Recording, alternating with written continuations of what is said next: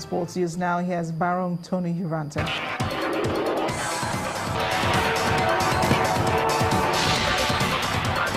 Thank you, Amarachi, and welcome to Sports News.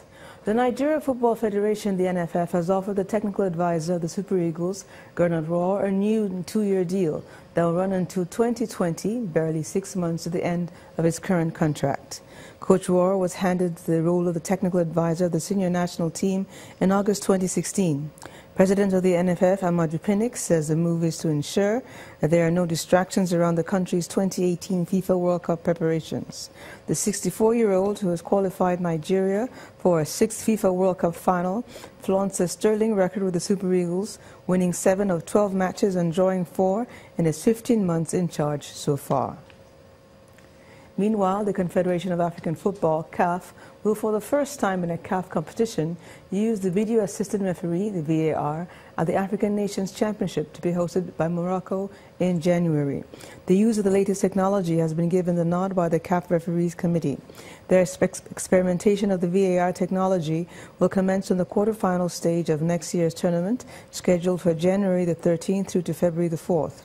African referees shortlisted for the FIFA World Cup Russia 2018 and with previous training in VAR will be called upon for the tournament designed exclusively for footballers playing in their domestic leagues. And the world's football ruling body, FIFA, will hold its Executive Football Summit, EFS, meeting in Nigeria February next year. Nigeria has been selected as a member association to host one of the 12 FIFA Executive Football Summit meetings happening between November 2017 and March 2018 as part of FIFA President Gianni Infantino's vision of bringing FIFA back to football and football back to FIFA. The summit will hold in Lagos on February the 20th. And that's it on Sports News for tonight. I'm Barong Tony Uranta, and Amarachi will be back at that. President Uhuru Kenyatta has vowed to overcome Kenya's divisions after being sworn in for a second term as president at a ceremony boycotted by the opposition. The Vice President, Professor Yemi Osinbajo, attended the inauguration alongside several other African leaders. He commends President Kenyatta's plan to unite the people after the election. Our correspondent Gloria Umezuke reports. Over 100,000 Kenyans gathered at the Kasarani Stadium, Nairobi, in huge anticipation of the big moment.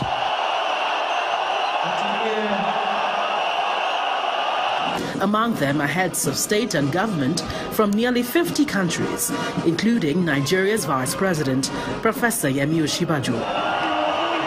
President Uhuru Kenyatta, for the second time, makes a grand entrance into the arena for his swearing-in ceremony amidst a frenzied crowd.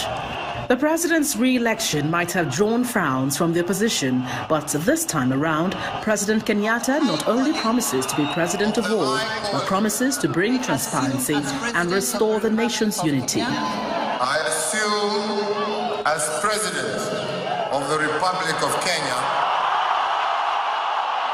I too listened carefully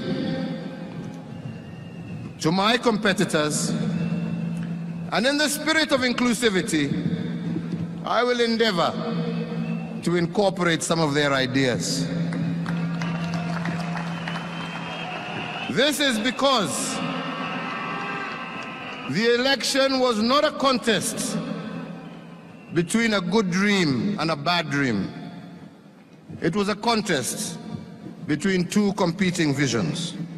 Other African leaders congratulated the people for this victory. President Kenyatta was quite on point when he said that we cannot continue, to perpetuate this politics of identity, division and all of that. And that it's time to come, time to come together as brothers, time to come together as partners to make progress in the nation. The president's speech clearly draws hope and aspirations. Now is another chapter because we have sworn in our new president for the second term, I'm wishing him all the best. Amidst the outpouring of excitement and even dissenting voices by opposition side, a lot of Kenyans are still hopeful that this second term of President Uhuru Kenyatta would bring about the much-desired socio-economic change in their lives. From Nairobi in Kenya, Gloria Umezuki, Channels Television News. Channels Television's political satire, The Other News, returns for the second season after a successful first season. The program is retaining its Thursday 7:30 p.m. spot starting from December 7th. The Other News is designed to enlighten the public and encourage political participation using humor and not so conventional storytelling techniques to deliver news stories. And the main news again, the federal government today re-strategized on the fight against violent extremism as President Buhari launched a new policy framework, a national action plan to tackle the menace. Also today, the federal government agreed to work with the broadcasting organizations of Nigeria to save the nation's broadcast industry. The Minister of Information gave the assurance during the meeting with some executives of Bonn. And Kenyan President Uhuru Kenyatta today vowed to unite his country as he took oath of office for a second term in Nairobi. That is the news at 10 tonight. Thank you for watching. I am Amarachi Ubani. Good night.